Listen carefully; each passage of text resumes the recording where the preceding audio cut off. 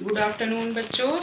आज की क्लास में हम पहले से क्या पढ़ रहे हैं, हमारा हिंदी फर्स्ट में लेसन 5 चिट्ठियों की अनूठी दुनिया, जिसमें मैंने आपको थोड़ा सा बता दिया था कि चिट्ठियों के बारे में किस तरीके से इन्होंने अपना रूप बदला है। मतलब चिट्ठियों को कहाँ कैसे हमारे पहले पहुंची थी अब कैसे जाती हैं, थोड़ा मैंने इसमें आपको पढ़ा दिया था। अब हम पढ़ रहे हैं इसके आगे का। दुनिया भर में रोज करोड़ों पत्र एक दूसरे को तलाशते तमाम ठिकानों तक पहुंचते हैं। यानी जैसे वैसे तो हमारे यहाँ क्या हो गया, अब आपको भी पता है कि चिट्ठियों का प्रचलन कम हो गया है, लेकिन फिर भी हमारे यहाँ अब भी बहुत लोग चिट्ठियाँ डालते हैं। तो वो जो चिट्ठियाँ डालते हैं तो उनके ठिकानों को तलाशते हैं, यानी ढूंढते ढूंढते, यानी उस स्थान पे जहाँ वो भेजी जानी है या जहाँ पहुँचनी है उनको वो पहुँचते हैं। ठिकाने यानी जहाँ वो जानी है। भारत में रोज 4.5 करोड़ चिट्ठियां डाक में डाली जाती हैं।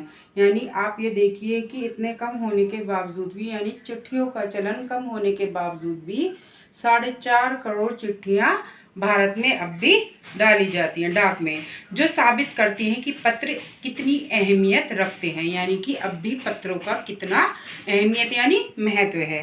पंडित जवाहरलाल नेहरू ने सन 1953 में सही कहा था।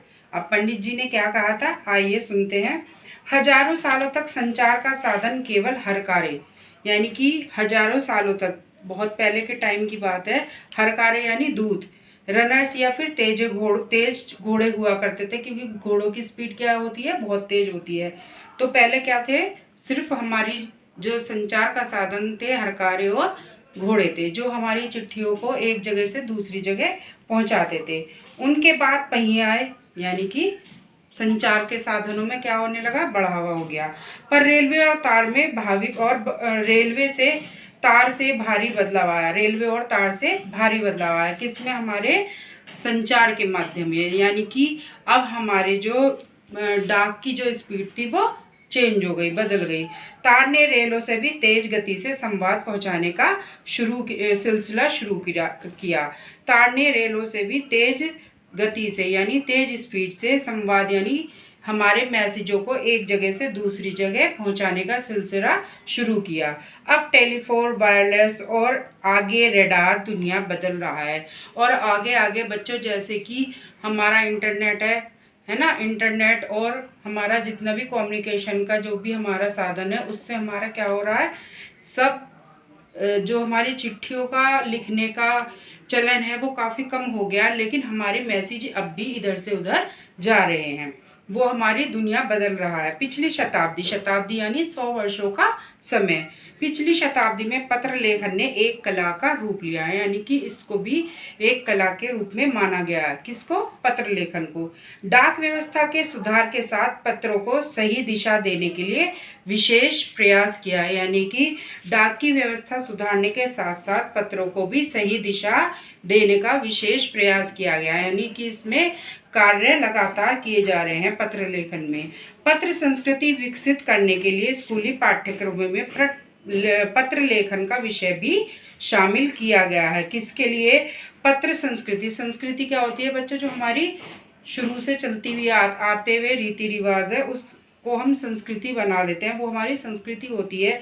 विकसित करने के लिए स्कूली पाठ्यक्रमों ने पत्र लेखन का विषय भी, यानी कि सिलेबस में, हमारे पाठ्यक्रम यानी सिलेबस में हमारे, आपने देखा होगा हमारे हिंदी सेकंड में क्या होता है, और इंग्लिश में भी लेटर लिखने के लिए आते हैं आपको, और हिंदी में भी।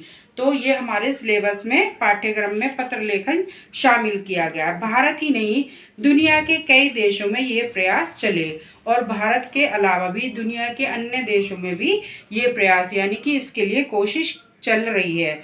और विश्व डाक संघ ने अपनी ओर से भी काफ़ी प्रयास किया, और पूरे दुनिया का जो डाक संघ है उसने भी अपनी ओर से इसको आगे बढ़ाने के लिए बहुत प्रयास किए हैं। विश्व डाक संघ की ओर से 16 वर्ष से कम आयु, विश्व डाक संघ जो है उसने क्या प्रयास किया कि 16 वर्ष से कम आयु के जो वर्ग के बच्चे हैं, बच्चों के लिए पत्र लेखन की प्रतियोगिता, यानी पत्र लिखने का एक कंपटीशन भी आयोजित किया, जिसका सिलसिला 1972 से चला आ रहा है और अब तक चल रहा है। 1972 में शुरू हुआ और अब भी लगातार हो रहा है। यह सही है कि खास तौर पर बड़े शहरों और महानगरों में संचार साधनों के तेज विकास तथा अन्य कारणों में पत्रों की आवाजाही प्रभावित हुई है। ये तो सही है कि जितने बड़े शहर डेवलप हुए हैं उनमें क्या हुआ, संचार के साधनों का बहुत ज़्यादा प्रभाव हुआ है, मतलब वो डेवलप हो गए हैं, तेजी से उनमें विकास आया संचार के साधनों में। अन्य कारणों से पत्रों की आवाजाही यानी उनका आना जाना प्रभावित हुआ है, क्योंकि अब हमारे पास क्या आ गया, फ़ोन आ गया, इंटरनेट आ गया, SMS कर सकते हैं, तो इस सिलसिले में हमारे पत्रों की आवाजाही प्रभावित हुई है। पर देहाती दुनिया आज भी चिट्ठियों से ही चल रही है। देहाती यानी गाँव की दुनिया आज भी चिट्ठियों के द्वारा ही चल रही है, क्योंकि देहात में आज भी लोग कम पढ़े लिखे हैं और वहाँ पे सुख सुविधा के साधन भी जैसे इंटरनेट है और जो भी हमारे पास मोबाइल की सुविधा है वो अभी भी थोड़ी कमी है। पर फिर उनकी जो पत्रों का चलन आज भी है वहाँ पे गांव में। फैक्स, ईमेल, टेलीफोन तथा मोबाइल ने चिट्ठियों की तेजी को रोका है। फैक्स यानी हमारा कोई भी डॉक्यूमेंट जो होते हैं वो हमारे बहुत जल्दी एक जगह से दूसरी जगह पहुंच जाते हैं। ईमेल यानी इलेक्ट्रॉनिक मेल, कोई भी मैसेज हमारा एक जगह से दूसरी जगह चला जाता है। टेलीफोन या मोबाइल ने चिट्ठियों को तेजी से रोका है, यानी इन संचार के साधनों से जो अब हमारे चल रहे हैं उन्होंने किसको रोक दिया है, चिट्ठी को, चिट्ठी की तेजी को रोक दिया है। चलन है लेकिन उसकी तेजी को रोक दिया है। पर व्यापारिक डाक की संख्या लगातार बढ़ रही है, लेकिन क्योंकि व्यापार यानी बिजनेस में इसकी संख्या लगातार बढ़ रही है, इसमें बिजनेस में किसी को ऑर्डर करना या अन्य कोई काम है तो उसमें इसका सारा आना जाना यानी व्यापारी डाक की संख्या तेजी से बढ़ रही है, उसमें पूरा काम चल रहा है।